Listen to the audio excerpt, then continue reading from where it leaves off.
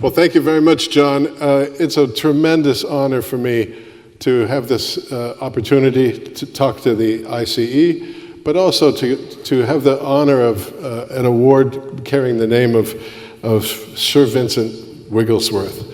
It's really quite an extraordinary moment in my career, and I'm grateful to John and his colleagues. I also want to echo what John said and thank Walter and Alvin and others in the ICE Council. This has been a wonderful meeting. It's truly extraordinary. So I hope I can sustain your interest as the rest of the meeting has done. I'm going to be talking tonight, as John mentioned, about the sense of smell in insects. And it's going to be an overview from 10,000 feet of a lot of work that's gone on in my group over the years, with some reference to work of others. I apologize to those of you who are specialists in this field, because this is a talk aimed at everybody and not just the specialists. But I hope there'll be something to amuse everyone here.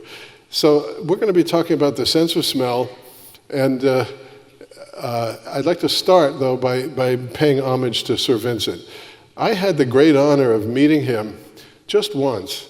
In, I think, 1974, I was visiting Cambridge, and John Traherne, who had become the director of the unit that Sir Vincent had established many years earlier, took me to the tea room in the zoology building, and Sir Vincent came in for tea.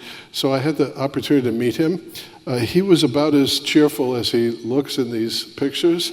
And as John told you, though, he was a consummate experimental entomologist. He was renowned for his simple but elegant experiments, which he conducted right until his 10th decade, an amazing career.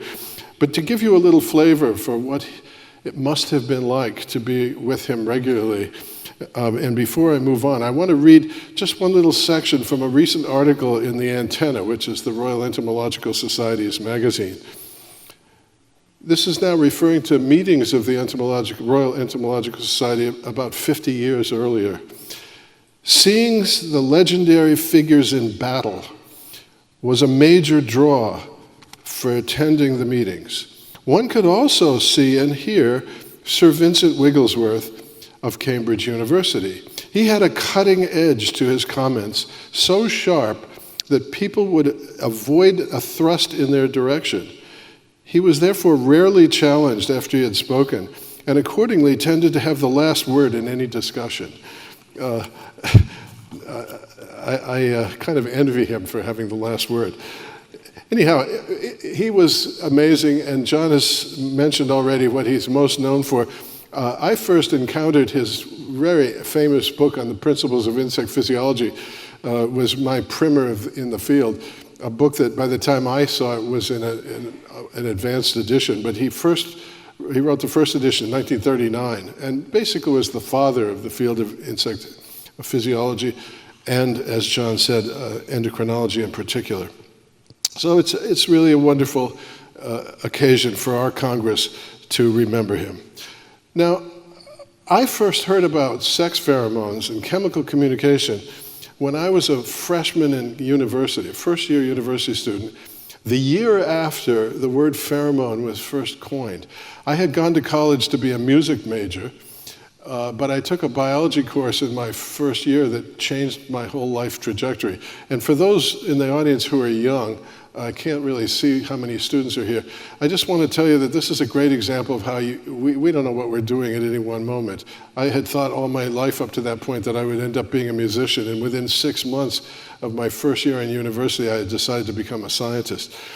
But fortunately, I had encountered some faculty who were interested in insects and pointed me to Carlson's paper in which the word pheromone was first coined, and Boutenant's amazing study in which the first pheromone component was chemically identified in a truly Herculean effort. If you've never read about that, you should. So I got really interested, even before I knew much about biology or chemistry, in this business of chemical communication. Some years later, when I was really serious about the field, I discovered Dietrich Schneider's paper in Science, which I think was a really foundational paper on the sense of smell in insects.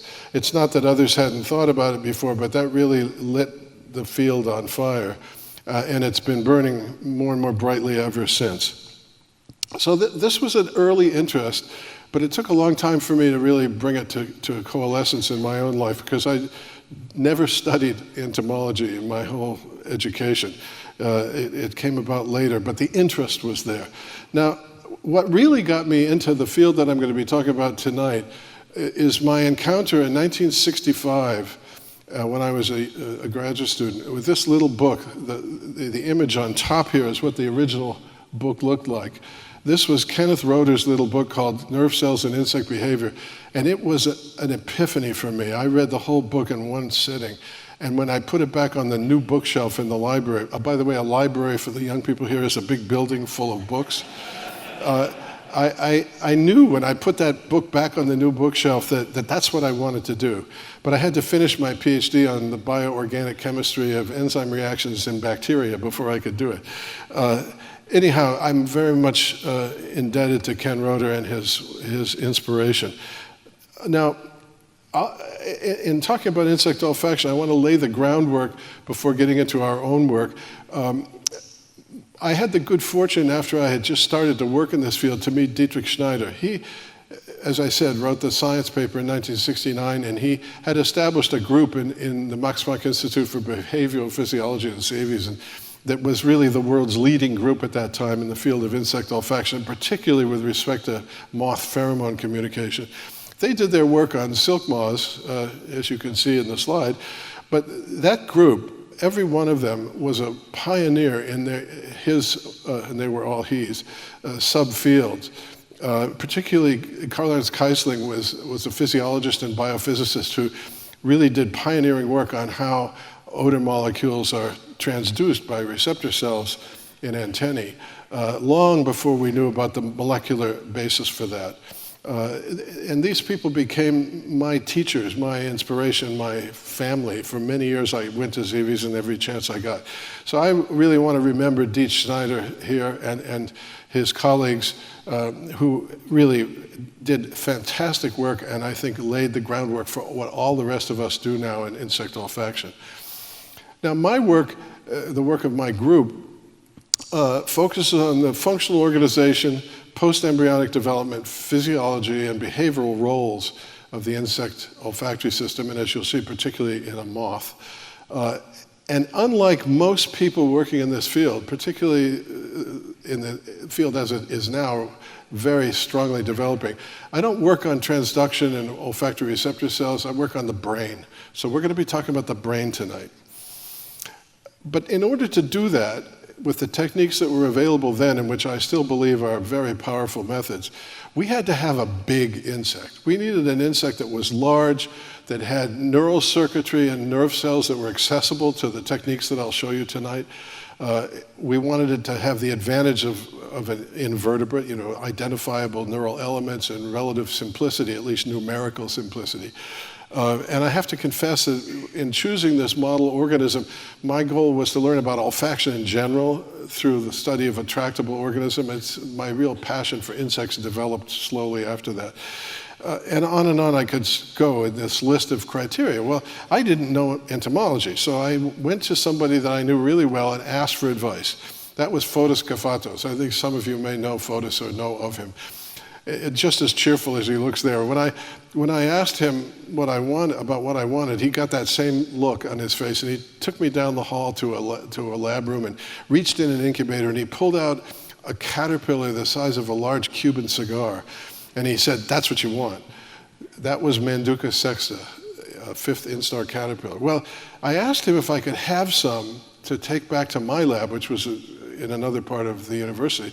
And he said, well, he didn't have many of them because he was working on flies. So he said, go to the basement, the sub-basement of the bio building, and look for Jim Truman and Lynn Ritterford and Carol Williams' group. So I went down there, and Jim Truman, my first encounter with him, and I think it was 1971, He gave me my first Manduka, which were a revelation. I took them back to the lab and carved into them and looked at the ganglia and the nerve cord, and I could see with a dissecting scope big cell bodies of nerve cells.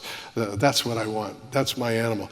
And for all the years since then, 45 years, Manduka's been paying my breakfast bills. So I'm grateful to Fotis and Jim very much for their support in that early activity. Now, as most of you surely know, this is Manduka. It's a big sphingid, wonderfully tractable, easy to rear in the lab, has very big, the brain of Manduka is bigger than a whole Drosophila. It's a fantastic animal. And it's proven to have all the attributes that I had sought. So I have good reason to have stayed with it all these years.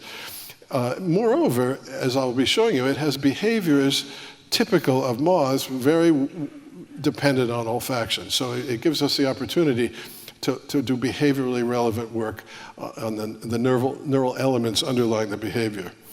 Now, the central question that has really been on my mind all through those years is that we want to understand how central coding, that is central neural processing of behaviorally significant olfactory stimuli, mixtures, typically, almost all naturally significant odor stimuli are mixtures, how those are processed to generate or initiate or sustain the behaviors for which they're responsible.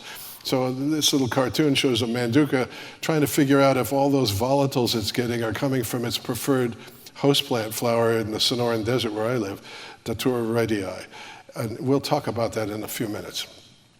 So our approach all along has been very integrative and multidisciplinary. I was trained as a biologist and a chemist before I had anything to do with insects, and I had loved natural history and behavior, so I wanted to work at the interface of those things. So when I talk about our work, I'm going to be telling you about things that happened there. And I'll also be saying we, but I have to admit right now who we are. This is a large roster of people who really are responsible for the fact that I have this honor tonight. They wouldn't all fit on this stage, or they really should be here, because the work I'll tell you about really has had major contributions from most of the people on that list. And it's been the biggest single honor of my career to have such wonderful coworkers, both my immediate coworkers and my collaborators, also shown on this slide. Now, I'm going to show you in the next slide, highlighted in yellow, the people who had the major contributions to the topics I'll discuss tonight. But again, for those who are in the audience, and several of them are here, I just want to say what a joy it has been to work with you all. Okay, so when I say we, I mean they. Now, olfaction in adult Manduka, let's get to that. If you look at the antennae, the principal olfactory organs of this moth, you can see right away, even if you're a molecular biologist, that they're sexually dimorphic. That was a joke, by the way. I know, it's late in the day. The male antenna looks thicker and heavier than the female's antenna, and the reason for that is shown here. The male antenna has long sensilla that are missing on the female's antenna.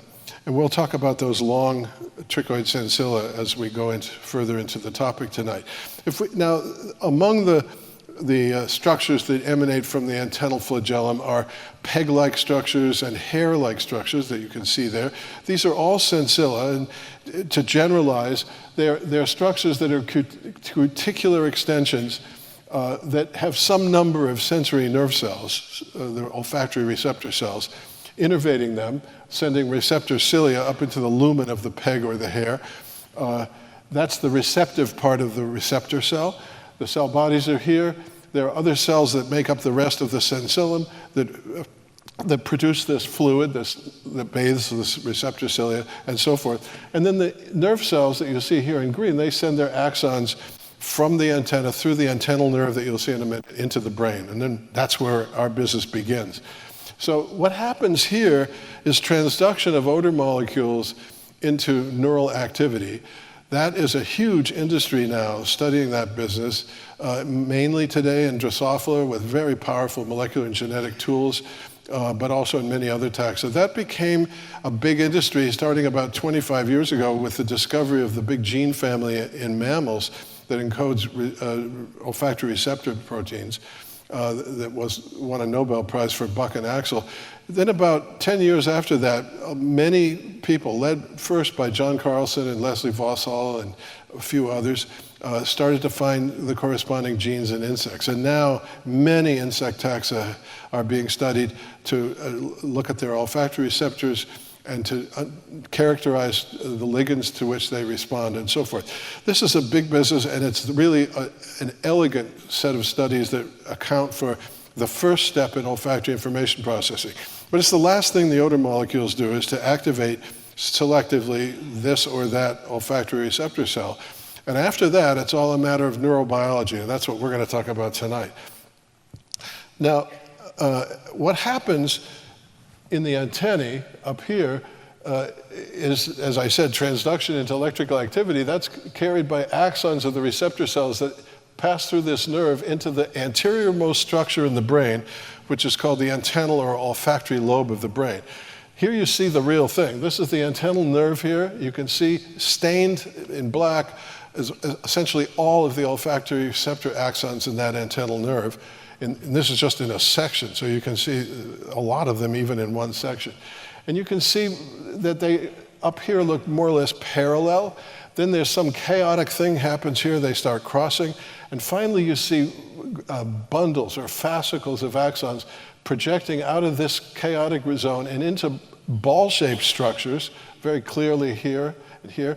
Those are called the olfactory glomeruli.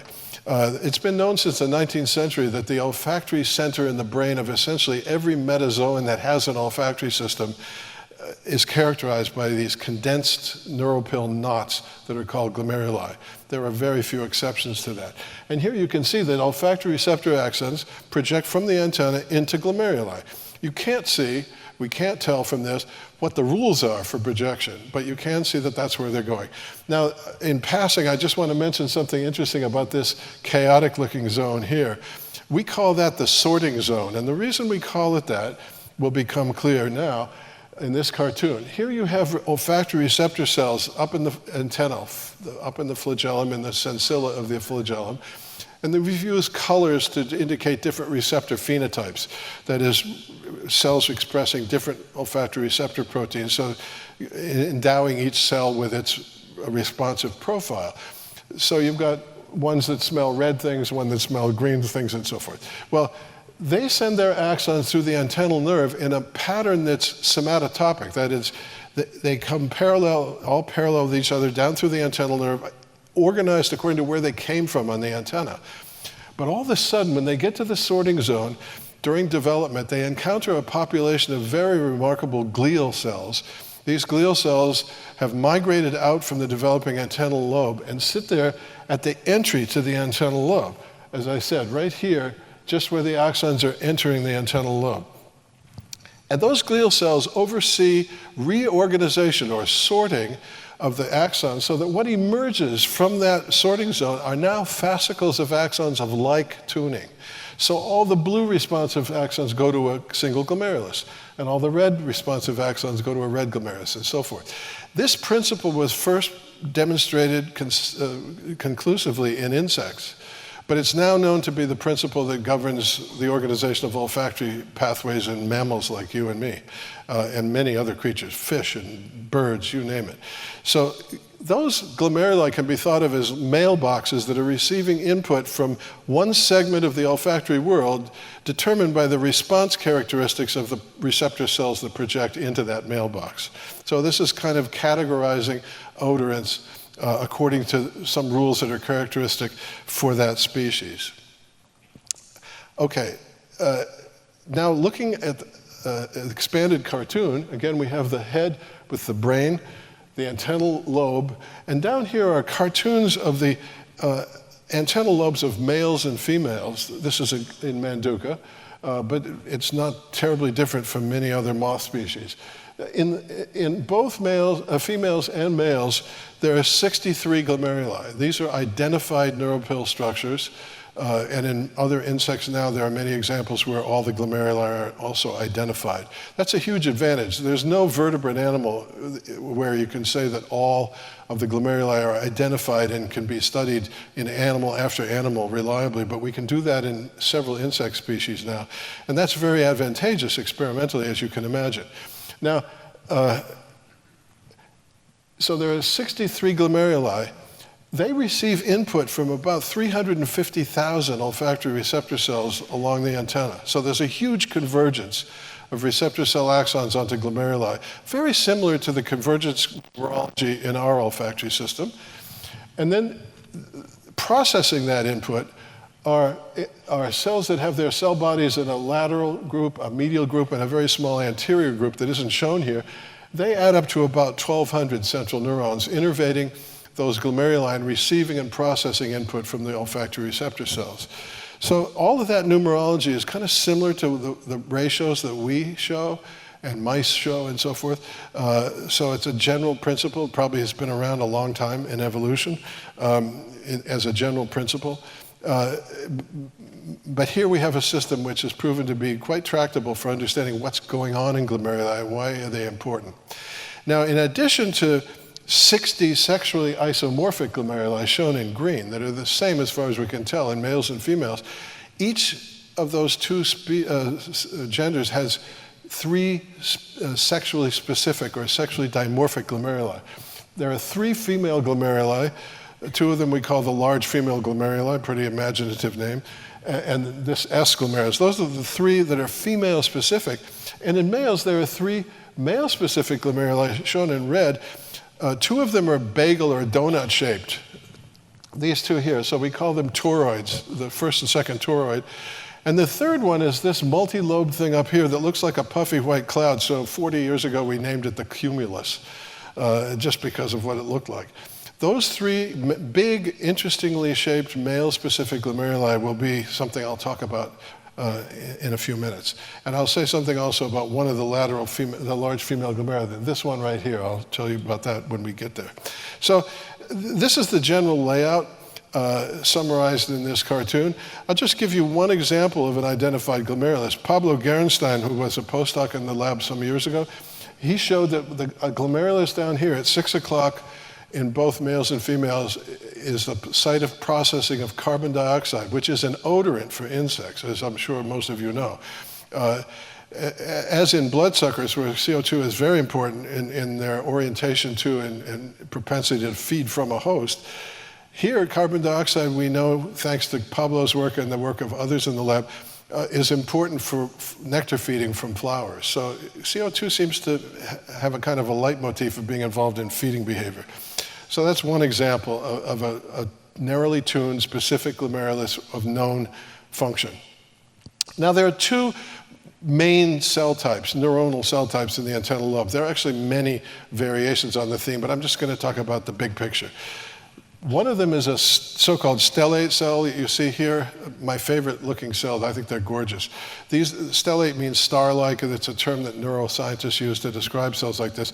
It's also what we call an amacrine cell. It doesn't send a neural process or axon out of the antennal lobe. The cell is confined to the antennal lobe. And as you see in the typical invertebrate pattern, there's a cell body here, a first-order neurite that comes out of the cell body, and then this wonderful radial expansion of the cell to various dendritic compartments that ramify throughout the antennal lobe. In fact, that cell innervates every glomerulus in that female antennal lobe. The other principal cell type is shown here. This is called a principal cell or projection neuron. This is one of the commonest kinds of projection neurons. It's a uniglomerular one. So it has its arborizations in a single glomerulus. Its cell body, in this case, is in the medial cell group, and it sends an axon out of the antennal lobe downstream to higher order olfactory centers in the brain. Now you can imagine if you stand right here and listen to the activity in that cell, it's a way of eavesdropping on what has happened in synaptic processing at the level of that glomerulus. So we've spent a lot of time in the last 40 years doing just that, and I'll show you how we do that. Now, Carolina Reisenmann, who's somewhere in the audience here, was a wonderful neurophysiologist in our lab for many years. This is one of her beautiful preparations. This is a preparation in which she recorded from and then injected dye into an individual projection neuron. You can see it there, classic example. And then in the same preparation, in a sequential part of the experiment, she impaled and recorded from another cell, which happened to be one of those beautiful local interneurons. So it shows you the relationship between the two, and it so happens, typically, in this experiment, that red local neuron was an inhibitory neuron that made inhibitory synaptic connections with that projection neuron. So good on you, Carolina. It's a good preparation. I like to show it. Okay, now, I'd like to give an example of characterization of a glomerulus. I told you about Pablo's experiment. I didn't show you what he did. Here's another story from Carolina. This is Carolina down here. It may be hard to see. But so here's an antennal lobe of a female moth. And there's the two large female glomeruli, the LFGs. And this one is called the lateral LFG. Carolina recorded from many neurons innervating that glomerulus in a set of experiments that she did. And here's one of those cells, dye injected after recording from it, so you can see the cell, you can see exactly how it projects. It leaves the antennal lobe here and projects back into the protocerebrum. That cell, when she recorded from it, was responsive very selectively to linalool. By responsive, I mean not the cell directly, but she stimulated the antenna with linalool, and then input from the antennal receptor cells onto that cell drove the cell, and it was powerfully driven by linalool. Now, linalool is a racemic, she used racemic linalool. It's an enantiomeric substance, as most of you know. And the question then that came to mind is, can these cells tell the difference between the enantiomers?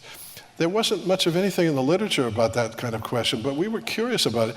So Carolina proceeded then to test the plus and minus enantiomers. And it turns out that, to our surprise, this cell was very powerfully selective for the plus enantiomer of linalool. That's the less common of the two enantiomers, if you look at plant sources. And there's quite a story that developed from that. But I want to show that one of the ways that selectivity can occur is not just from one substance to another, but even enantiomers can be selectively detected by receptor cells and then reflected in the responsiveness of central neurons. So that's kind of how we proceed to identify what's going on in individual glomeruli. So we can say that there are specific plant volatiles that are involved in stimulating inputs to the female-specific glomeruli. And in the male-specific glomeruli, as you may have guessed, it's a sex pheromone processing region. So we're going to talk about that quite a bit in a few minutes. Now, I'm not going to dwell on this, but for the neurobiologists in the audience and maybe others, it might be interesting to know that through lots of work of the kind that I've just mentioned, but using tools that I haven't described, one can start to work out wiring relationships among neural elements. So we have a pretty good emerging idea about the synaptic circuitry in individual glomeruli that involves not only the inputs from the antenna, but various kinds of synaptic relationships between those inputs and projection neurons and those wide field local interneurons. In Manduka, the wide field local interneurons are all or nearly all inhibitory neurons. We have only once in 40-some years actually conclusively detected one that was excitatory. So there's at least one maybe. But if you look at other insect taxa, there's evidence for much more excitatory activity of local interneurons. So this isn't a subject where we learn from one taxon how all taxa work, and I'm going to come back to that at the end. I just want to mention it now to give you an advance warning. The other thing that's interesting about this is that the local neurons, as you saw, branching everywhere in the antennal lobe, they have the potential to link glomeruli. They not only have activity, in our case, inhibitory effects within glomeruli, but also between glomeruli, and I'm going to get back to that a little later too. Okay, now I've already mentioned that moths like Manduka have very beautiful behaviors that are olfaction dependent. I'll just give you the three examples that have been of interest to us. and they won't surprise anyone in the audience. The first is this one, in which a female is laying an egg on a host plant, happens to be a tobacco plant. Manduca sexta is specialized to solanaceous plants.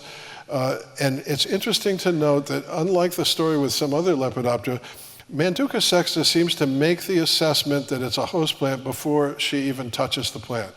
As far as we can tell in our experiments, this is an olfactory decision.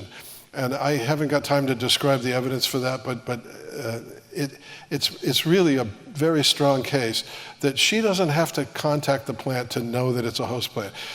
Touching the plant is important for getting her to complete the business of laying an egg, but not for selecting the plant. So she's assessing it from the volatiles in the headspace over the plant. That's oviposition behavior.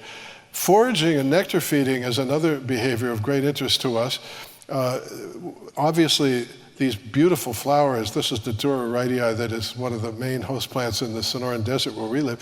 They see them, but they don't see them clearly until they're pretty close, like 18 inches or so away from the flower, because they're out at night when it's pretty dark.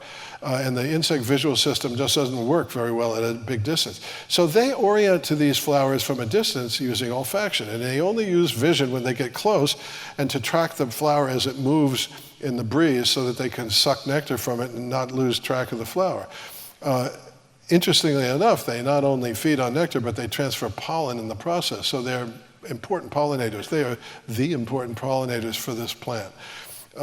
So that's another important model, if you will, behavior that has been of great interest to us. And then finally, as I've already prepared you for, we've been very interested in mate location. Here's a male moth approaching a female who's calling, and he has oriented from a distance based on the sex pheromone plume that has emanated from her. And I'll now talk about that topic for a while, because it's been the window on which we've learned a lot of principles of olfactory function that turn out to be pretty good predictors of how other olfactory processes occur. The pheromone story is a kind of a little keyhole through which to view a big universe in this animal. Now, oh, my little app isn't working. Oh, pity. Okay, well, what you would see, this is Rincardet's little app where this is supposed to spin out a plume from a point source. It's really quite nice because it shows something important. Anyway, it's meant to show what the plume coming from a female looks like if you could actually see it. Many of you probably know this, but it turns out that the plume is not a fog of molecules. It's not a concentration gradient. It's an envelope of filaments that spin off of the source in the moving airstream, so that the plume is actually discontinuous. And when a male moth intersects the plume, oops, okay, maybe I'll show that. So when the male moth enters the plume, contacts the plume, he receives intermittent or discontinuous stimulation. We've symbolized the filaments of pheromone in the plume as these little yellow symbols. So his antennae are receiving pulses of pheromone when he's in contact with the plume. The behavior that results from that has been beautifully studied, not only by Rincardet, but also Tom Baker and Wendell Roloffs and many other people. I can't list all the people who've contributed to that. They've been real pioneers. And the story is very nice and very, very beautifully characterized so that people like me benefit from what they've done. It's clear that the moth, as long as it's receiving these discontinuous pulses of pheromone, sustains upwind or anemotactic flight, surging forward with each pulse of pheromone. If the moth loses the plume, it casts until it recontacts the plume. And the story is quite nice. I mean, you can see that they can trace the plume allegedly over great distances. Manduca is an amazingly powerful flyer, arguably one of the most powerful flyers of all insects. And it's been claimed that they go tens, if not hundreds of kilometers in a single night. So my guess is that they detect pheromone plumes at big distances from calling females. And it's dark out, they can't see them. So they orient, as you see in this slide, up the pheromone plume, looking for the unseen source of this attractant, because they have just one thing on their little minds when they're doing that. What is the pheromone in Manduca? Well, thanks to Carl Dahm first, and then Jim Tumlinson and his co-workers, they figured out what the pheromone is. Carl Dahm originally showed that bombical is the predominant component. We just call that here component A. And then Jim Tumlinson and his team, over quite a few years, did the very difficult job of identifying that trienaldehyde that you see there. It's also a 16-carbon trienaldehyde. In fact, there are 2 16-carbon trienaldehydes in the blend that comes off of the pheromone gland. And in total, there are 8 16-carbon aldehydes that Tumlinson's team found, which give, in field trapping tests, maximal trap catches. But what we found is that for the upwind distance-oriented flight, this behavior, just 2 components are necessary and sufficient. And those are the 2 compounds you see there. We'll just call them A and B for tonight, and they're in a ratio roughly 2 to 1 in the pheromone mixture. What the other components are doing that enhances the trap catch isn't quite clear, although there probably are short distance effects that nobody yet has really studied as far as I know. But we've just focused on the simplest thing we could find, because odor stimuli typically are mixtures, and you can't have a simpler mixture than 2. And so we figured if we can understand how the brain processes a mixture of 2, we're in a good pathway to understand how more complicated mixtures may be processed. Okay, so what does the male moth's olfactory system have to do? It has to perform quantitative analysis. It's got or qualitative, I should start with. It has to know that the components that are necessary and sufficient are there. These 2 components, A and B. When the male moth is out there and contacts a plume, right away, he gets excited, he gets activated if the components that are meaningful to him are present. Secondly, he has to do quantitative analysis because the ratio is important. In some moth species, it's very tightly controlled. In Manduca, it's not as critical, but it can't be way off. One of my graduate students, Josh Martin, did some nice studies of varying the proportions of the ratio of the 2 components and showing that it matters a lot, but not as much as in some species. So it's quantifying the ratio, but it also arguably is making some kind of absolute quantification. And I don't have time to go into that deeper now, but it's happening. Third, because the discontinuities in the plume are important, we know from wind tunnel studies and this and other moths that if you give a fog of the right mixture, the moths don't respond to it behaviorally. They have to have discontinuous stimulation. And that's naturally occurring in that discontinuous plume. Well, how is that represented in the nervous system? How are the intermittent stimuli encoded? And finally, this is the one that interests me the most in recent years. This is how does the odor object, which is the meaningful mixture, how does that get encoded? It isn't just component A and component B. They don't matter. Manduca doesn't show any behavioral response to A or B alone. It has to be that meaningful mixture. That's the odor object that the animals care about. It's a little bit like smelling Chanel No. 5 and then smelling individual components. They don't smell at all like Chanel No. 5. It's not a great analogy, but the mixture is really important, and that's certainly true in these pheromone examples. So those are the tasks that we have to try to account for. Now, in a male moth, those long hairs that you saw, those long trichoid sensilla, look as in this cartoon. There are typically 2 and occasionally 3 receptor cells that send their receptor cilia up through the lumen of the hair. And it turns out, in lots of experiments that I'm to describe, we know that one of the 2 cells is narrowly sensitively tuned to component A and the other to component B. Now, it's pretty convenient that those 2 are packaged in the same sensory hair, because it means that when a filament of the appropriate pheromone mixture hits that hair, the 2 cells are stimulated simultaneously. Keep that in mind. Now, the axons of those cells extend down through the antennal nerve, as you saw. Here's the antennal nerve. They come down into the antennal lobe, and they terminate in the 2 biggest glomeruli of the macroglomerular complex, the male-specific glomeruli. The A-specific cells all project to this big toroid, the toroid 1, and the B-specific cells all project to the cumulus. So we have beautiful chemotopy, representation of the 2 key components of the pheromone that are essential for upwind-oriented flight in the 2 biggest glomeruli that are unique to male moths. This is one of the earliest clear demonstrations of chemotopy of olfactory glomeruli. Okay, now how do we study the neurons there? Well, we started this, as I said, almost 45 years ago. In those days, there were very limited techniques available, And it turns out that the one we chose and that we've been using ever since, I personally think, to the dismay of my coworkers, because it's difficult, it's the most powerful method you can use. That's sharp electrode intracellular recording. That's a cartoon of a sharp electrode. These are capillary glass pipettes that terminate at their drawn-out tip, less than a micron in diameter, so one can use them like a needle to insert across the membrane of a cell. And connected to electronics, it allows you to measure transmembrane potentials.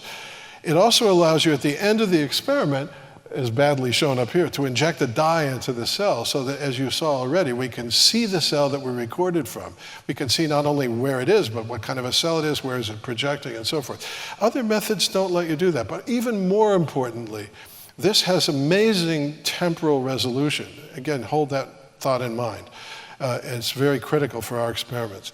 So we use an olfactometry device to deliver pulses of known concentrations, known composition of stimuli to the antenna and record from individual cells one at a time. And doing this over decades, trying to get a picture for how the system is organized and how it works, is a bit like trying to figure out how the Taj Mahal is put together by looking at one brick at a time.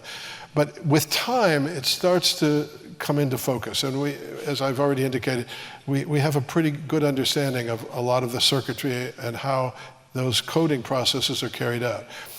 Now, I just want to show one beautiful example. This was one experiment by a former PhD student, Thomas Heinbuckel, who recorded in the same preparation from two principal or projection neurons innervating the macroglomerular complex. The red one is innervating the cumulus, as you can see, and the green one is a different dye, is innervating the toroid, the first toroid. Now, that isn't artificial color. That's the fluorescence color of the dyes that were injected into the cells. So you see that the cell bodies are here in the medial cell group.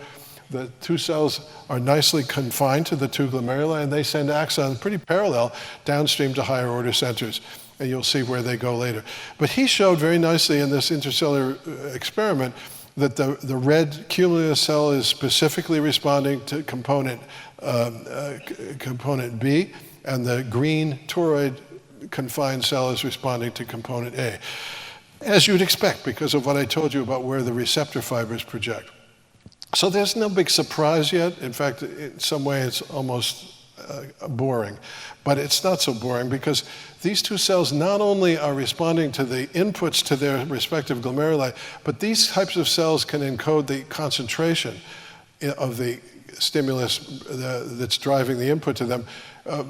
And they encode that in their instantaneous firing frequency. I don't have time to show you data for that, but it's an important principle in sensory systems, and it's very well shown by these types of cells. So we have a glomerulus that's B-specific and a glomerulus that's A-specific, and the neurons associated with those glomeruli are correspondingly specialized. Now, from this type of experiment, done myriad times by many people in that wonderful team, has led to some generalizations. If we just think about the two big glomeruli here as these cartoon versions, the cumulus and the big toroid, we've got inputs to the big toroid that are all A-specific. We've got inputs to the cumulus that are all B-specific. You just saw a cell like this one, a projection neuron that's driven by component A and responds nicely to component A, and as I said, it encodes concentration and instantaneous firing. You also saw an example of this one, B-specific, not too surprising. But there are also projection neurons that innervate both of these glomeruli. One type is driven by either A or B or the mixture. There aren't many of these cells. We don't know in detail what their function really is behaviorally, but it's not unlikely that they're involved in the arousal phase, which is the very first thing that happens. When a male moth detects pheromone, he revs up his motors. And this is possibly a role for these non-specific A or B cells, but they're telling him that there's pheromone around. But the one that's most interesting is this biglomerular projection neuron here that we've labeled blend. This cell is the first cell in the pathway that shows a characteristic response to the mixture of A to B and not to the individual components. And I want to show you that cell because it's pretty cool. I'm not going to show many of these kinds of traces because I know it's tough for non-neurobiologists, but this one's pretty easy to appreciate. Here's the response to the mixture of A plus B.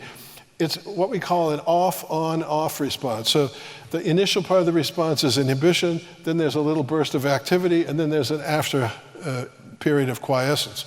So off-on-off. That's the response to the mixture. The response to the individual components is either excitation or inhibition. You add those two together and you get this nice off-on-off response. Well, why is that so interesting?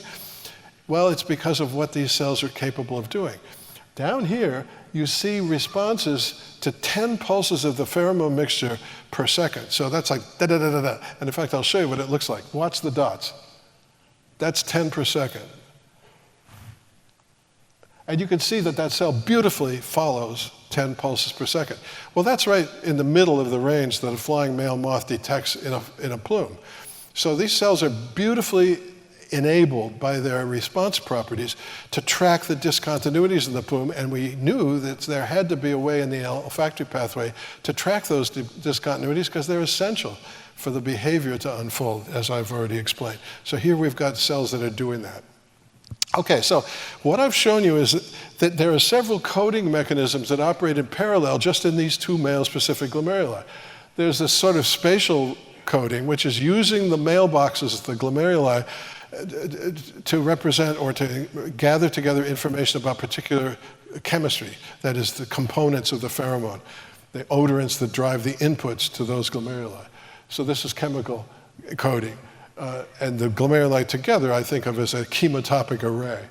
Firing rate, instantaneous firing, as I already said, encodes stimulus intensity, a common principle in sensory systems. And I just showed you how temporal patterning of the firing can be used to encode the spatiotemporal dynamics of the stimulus, the discontinuity, the pulsatile nature of the stimulus. And I've also stressed, and we'll keep doing it, that the message here is the mixture. It's not the individual components. But this doesn't get to the last thing that I said we wanted the male moth system to explain to us. That is, how does the system encode the behavioral significance of the mixture, A plus B, which is this odor object? That is A in the context of B and B in the context of A. That's been on our minds for a long time. And in the last decade or so, we've worked on that and have some, I think, pretty exciting evidence for a mechanism. Some of you have heard me talk about this before, but it's worth hearing again, maybe. So the question is, when a mixture of volatiles evokes a specific behavior, here upwind and hemotactic flight in response to the pheromone, and its individual components don't evoke that behavior, we call that essential mixture the odor object. And how is it encoded in the pathway? Well, the really key initial experiments that were done by Hong Lei, a wonderful coworker of mine for many years, who's in the audience somewhere. And I'm going to show you just in cartoon version the experiments that kind of gave us the initial insight. The first experiment was one that Hong did where he's recording from a principal or projection neuron from the T glomerulus. So remember, that's going to be responsive to component A. He's got an intracellular electrode. He's recording that as it responds to stimuli in the antennae. What he found was when he stimulated the input to the other glomerulus, he recorded inhibitory synaptic potentials in that cell. Now that's a nice direct demonstration of this lateral inhibitory connection from one glomerulus to the other. We thought that would be present because of the architecture of the inhibitory local interneurons, and it's predicted to be happening, that there'll be lateral inhibition between glomeruli, but here it's a direct demonstration. If you drive the input to this glomerulus and it inhibits the cell over here, as Hong recorded, there's lateral inhibition. The other thing is if he stimulated with the mixture that drives both glomeruli, this gave the response in this cell a more accurate temporal representation of the pulse duration. So it enhanced or improved temporal resolution of the stimulus.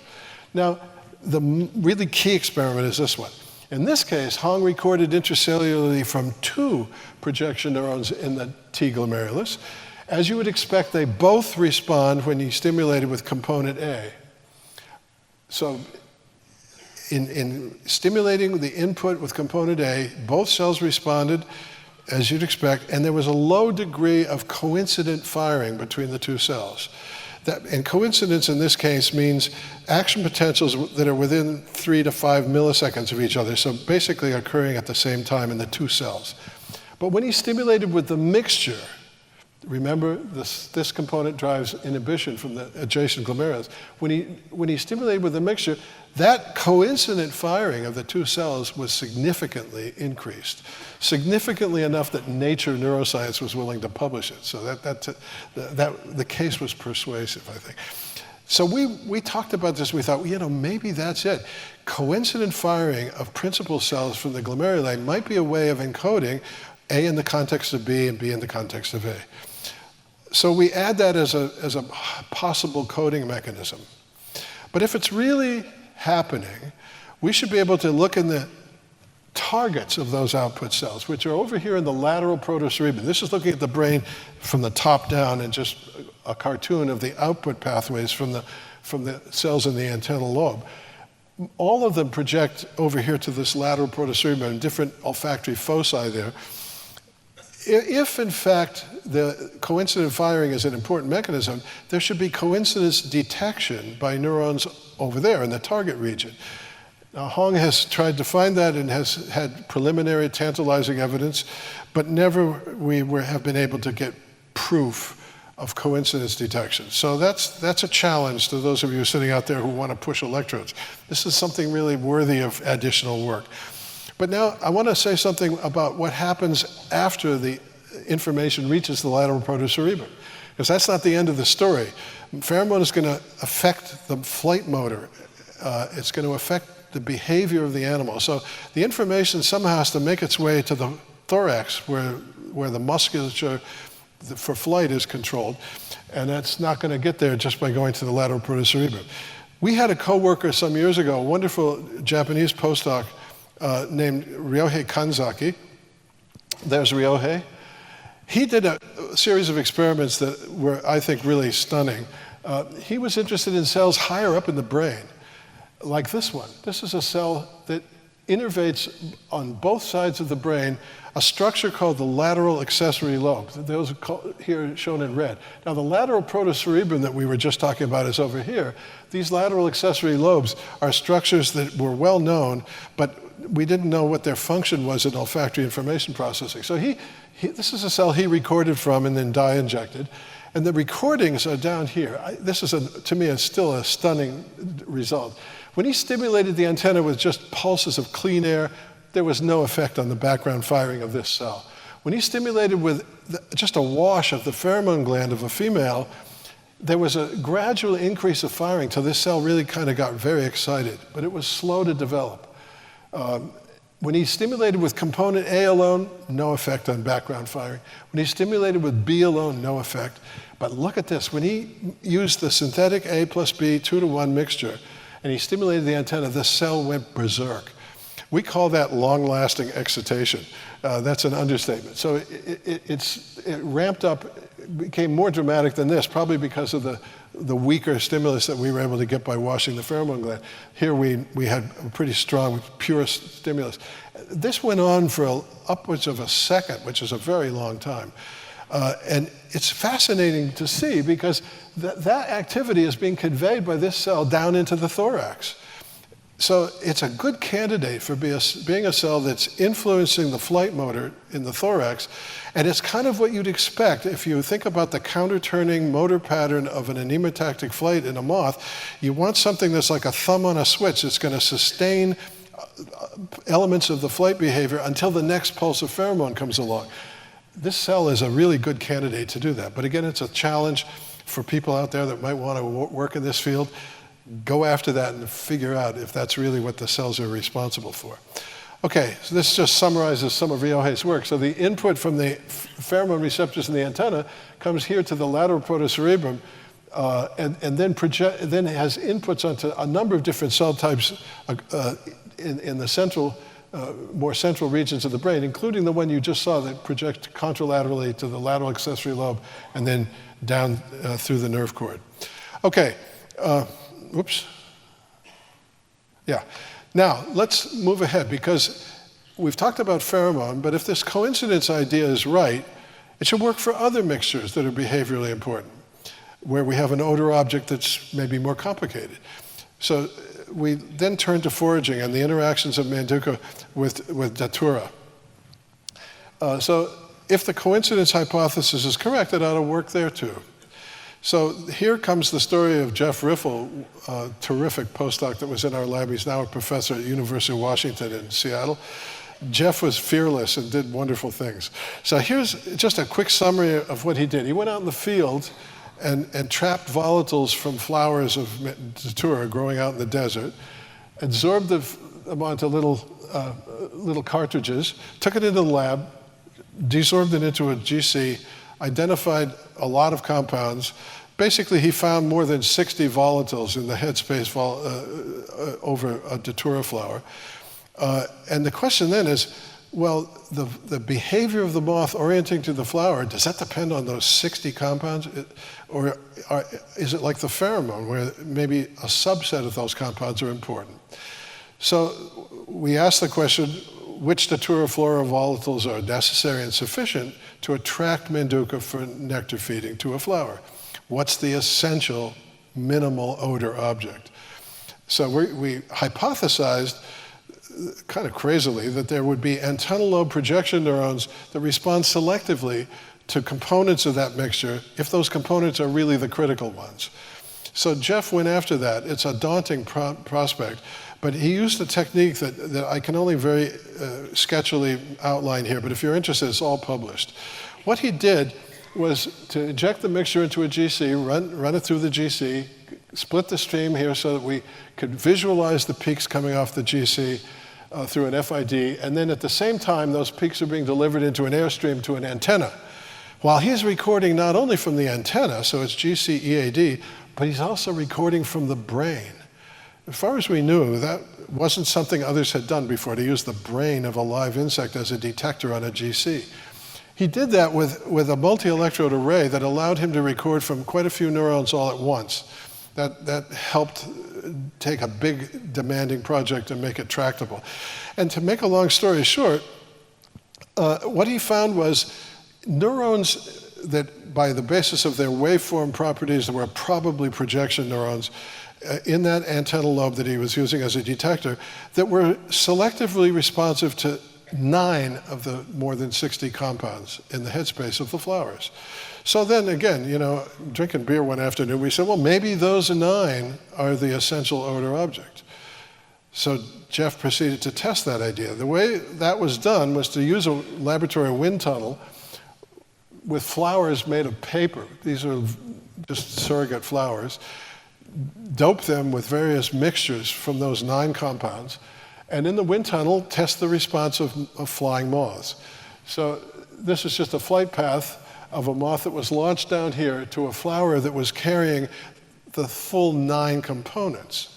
And you see that moth, and the wind is going from right to left. The moth locked onto that plume and went right to the flower, and here you see a moth approaching the paper flower and feeding. There could be sugar water down here. They'll do this even if there isn't sugar water, because they hope there is. But we usually like to reward them with some sugar water. So when they fly properly in the plume, approach the flower, and feed, we figure they think that's a datura flower.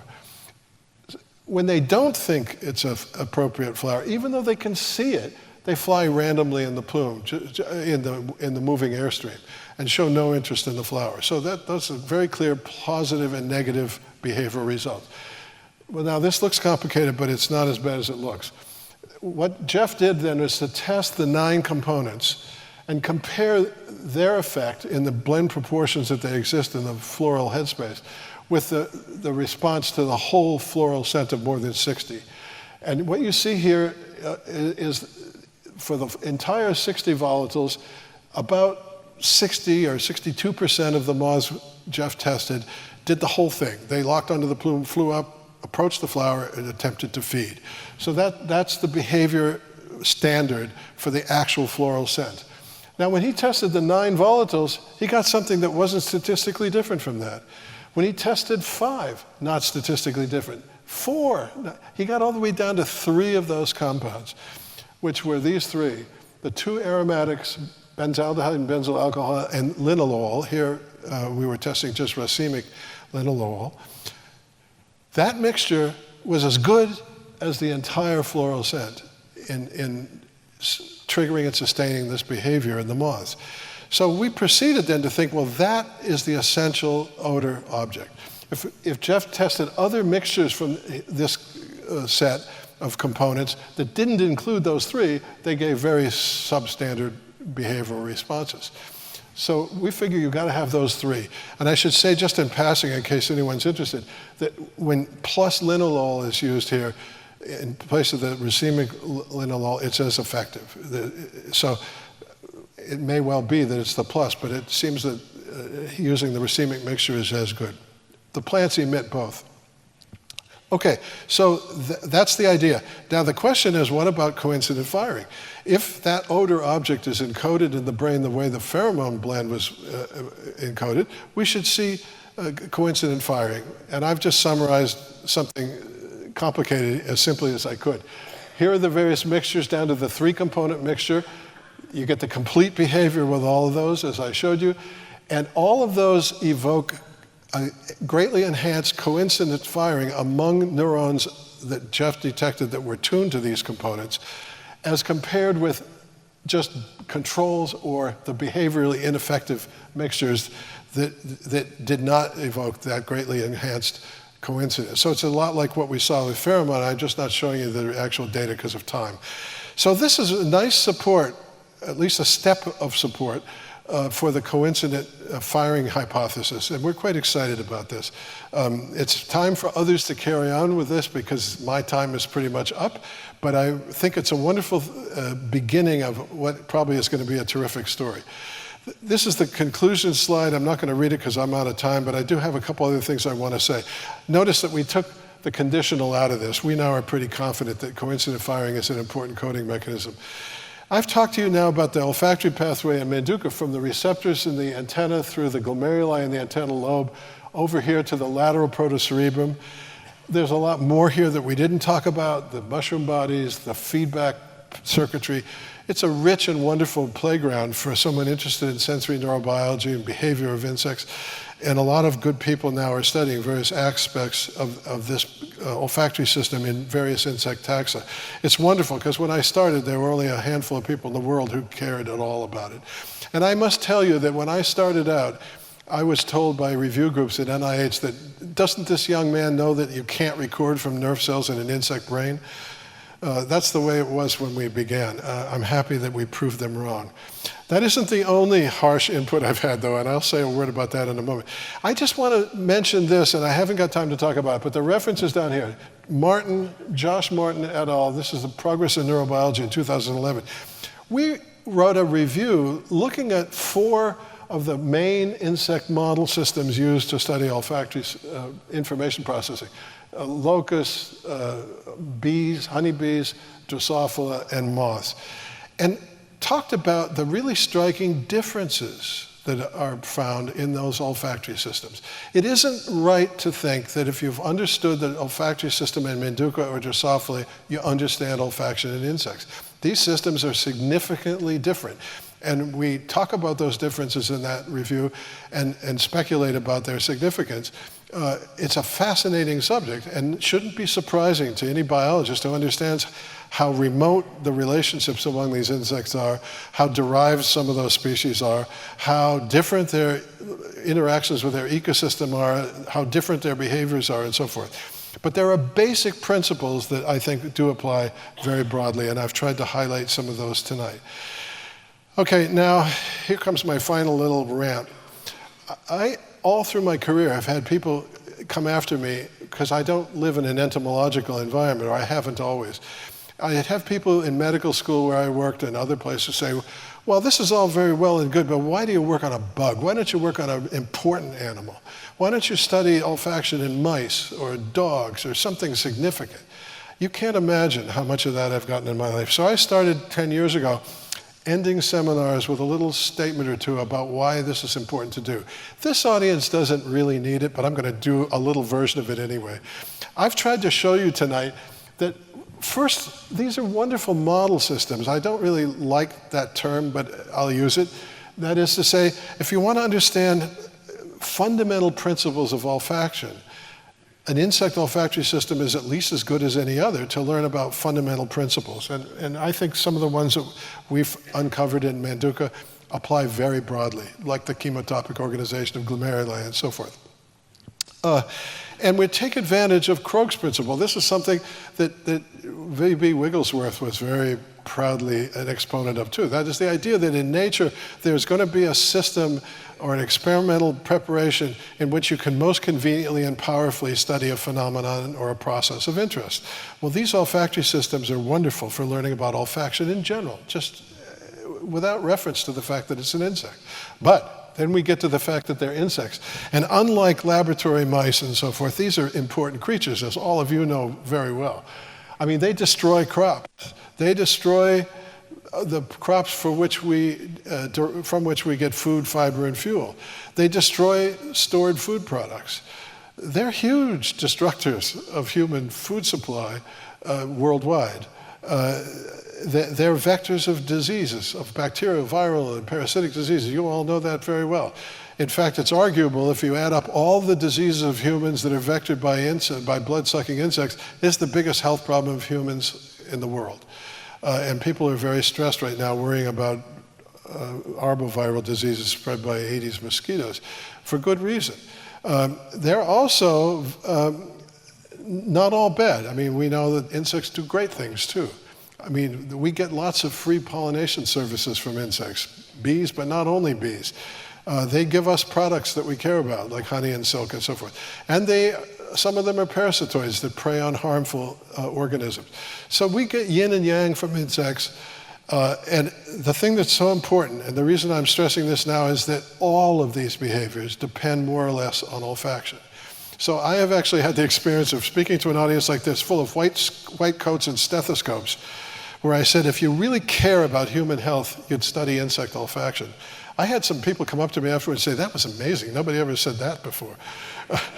Now, I like to end with this little bit, which is that they're worth studying just because they're the most speciose and successful fauna on the planet. And it's good to understand, how do they do so well in the terrible mess we've made of this planet? They were doing very well before we came along, and they'll be here when we're gone. I'm sure May has written articles about that. They're beautiful as inspirations for biologically inspired engineered devices like robots. And I wish I could talk about that now because it's a topic we've worked on too. So robots and biobots based on insects are amazing. And finally, I tell people, they're just the most fascinating and beautiful creatures next to my wife that I know. Now, I hope talking about Manduka and its sense of smell has given you an appreciation not only of how bugs smell, but also of how we smell and how we enjoy scents that matter to us.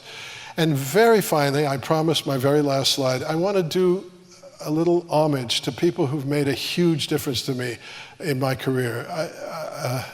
These are people that taught me what I know about insects that sustain my enthusiasm through difficult times, and I'm terribly indebted to every one of them. And it's a great place to express that appreciation because I think probably many of them are known, at least by name, in this audience. Reg Chapman, who wrote the insect textbook that I first learned about insects from, and who was a next-door colleague of mine in the lab until he passed away. Vince Detier, who was a dear friend, and I taught courses with him. He was, again, an inspiration. Tom Eisner, the one and only Tom Eisner, the most passionate, amazing biologist I've ever known. Rachel Galoun, the inimitable Rachel Galoun. She gave me my first appreciation of blood-sucking arthropods and led to work we've done on kissing bugs. Franz Huber just turned 90 last year, one of the world's most eminent neuroethologists who really stimulated my interest in neuroethology, the neural basis of natural behavior. John Law, the person I worked with when I was a sophomore in college and was my first research experience and with whom I published my first paper. He was a bacterial biochemist who, the minute he got tenure, gave up bacteria and went to work on insects. And he told me he'd always wanted to do that, but he knew he wouldn't get tenure if he worked on insects. But he spent the rest of his career, as you probably know, working on insects. Miriam Rothschild, who was one of my favorite people, and I'm sure John Pickett will appreciate that too. She was she was really an irresistible force of nature who would parade up to one in moon boots and with her bandana over her head and tell you what your next experiment had to be. Has that ever happened to you? And I have to give her credit that, or blame her, that she's the person who nominated me for a fellowship in the Royal Entomological Society. I'm very honored by that. Dietz Schneider, I've already mentioned. Such a wonderful person and the man who put insect olfaction on the agenda. Carol Williams, again, if anyone who ever met Carol knows that he too was a force of nature and an amazing inspiration and the mentor to Lynn Ridderford and indirectly to Jim Truman, who gave me my first Manduca, and also Photoscophatos. And finally, Ed Wilson. I first met Ed when he was a young assistant professor and nobody had ever heard of him. And he taught me how beautiful ants are. And of course, little did I know that 50 years later, he'd be one of the most eminent biologists, scientists on planet Earth. It's wonderful to see an entomologist reach the absolute pinnacle. And these people in this slide not only did that, but they made a big difference to me in my career, and I want to thank them. And I want to thank you for hanging with me. Thank you so much.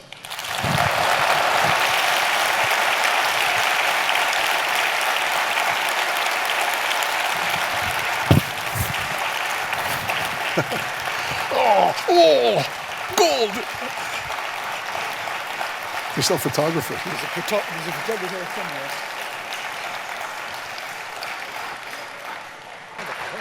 There's the photographer. Yeah. Now you hold it. Oh, I should. Yeah, that's good. What we need to do is to get the other hands around. Just one moment. Let me get the choreography right. So we're shaking hands. Oh, that's normal. Yeah, that's right. And you're holding it that way. That's yeah, great. You can tell I'm not accustomed to it. Yeah.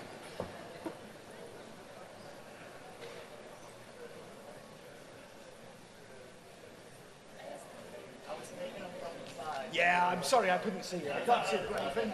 Sorry to make sure that I got. No, that's fine. Thank you very much. Of course. I knew you guys were professionals. Just good to see you.